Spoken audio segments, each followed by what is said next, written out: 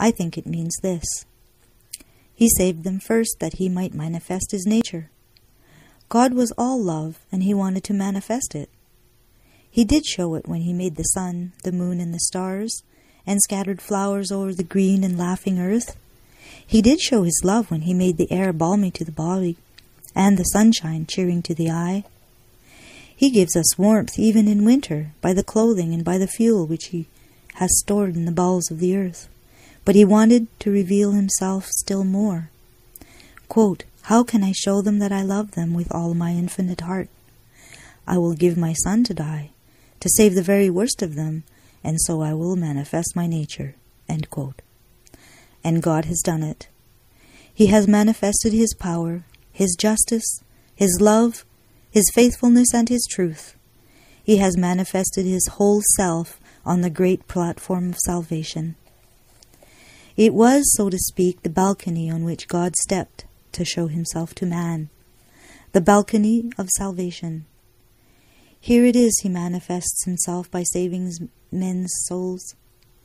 He did it, again, to vindicate his name. Some say God is cruel. They wickedly call him a tyrant. Quote, "Ah," end quote, says God, quote, "but I will save the worst of sinners and vindicate my name. I will blot out the stigma. I will remove the slur. They shall not be able to say that unless they be filthy liars. For I will be abundantly merciful. I will take away this stain, and they shall see that my great name is a name of love." End quote.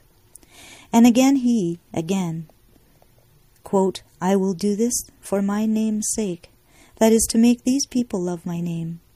But if I take the worst of men, oh, how they will love me. If I go and take some of the offscouring of the earth and make them my children, oh, how they will love me. Then they will cleave to my name. They will think it more sweet than music. It will be more precious to them than the spikenard of the eastern merchants. They will value it as gold, yea, as much fine gold. The man who loves me best is the man who has most sins forgiven.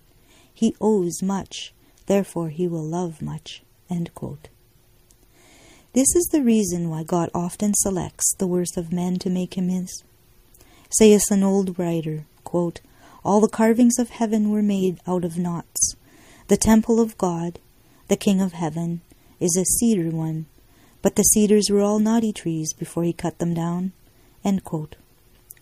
He chose the worst that he might display his workmanship and his skill, to make unto himself a name, as it is written, quote, "It shall be unto me for a name, for an everlasting sign that shall not be cut off." End quote. Now, dear hearers, of whatever class you are, here is something I have to offer well worthy of your consideration, namely, that if we are saved for the sake of God, for his name's sake, and not for our own. Now this puts all men on a level with regard to salvation. Suppose that in coming into this garden, the rule had been that everyone should have been mention of my name as the key of admittance. The law is that no man is to be admitted for his rank or title, but only by the use of a certain name. Up comes a lord. He makes use of the name and comes in. Up comes a beggar, all in patches. He makes use of the name. The law says it is only the use of the name that will admit you. He makes use of it and he enters, for there is no distinction.